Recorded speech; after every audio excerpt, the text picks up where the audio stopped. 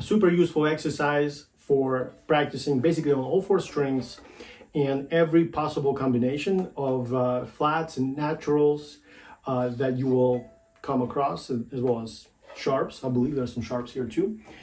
And the main takeaway here is, of course, that these exercises are for the left hand and to help students get a little bit more familiar with the position placement. So first position in every possible configuration. So just because it's the first position doesn't make it easy.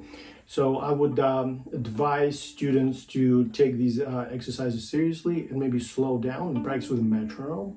Of course, at the same time, you get to practice the rhythmical part of the exercise. Everything is in triplets, so you get to keep, steady rhythm of triplets plowing along the exercise. A lot of interesting moments when things get a little bit more intensified. It's a little tricky to kind of keep going in the same fashion. So you might want to separate this into separate bows if it becomes too much, and try that at first. So that should be helpful in figuring out the text. And when you get more familiar, then you can try going back to the legato version and try that.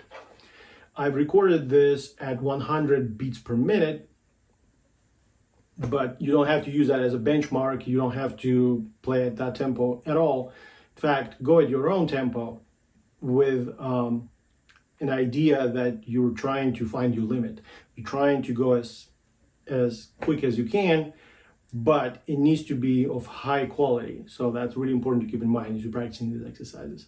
And if you need more help, let me know, and maybe we can arrange a more individual lesson, and be happy to help you. Thank you so much for watching. Thank you for your support, and I hope to see you in the next video.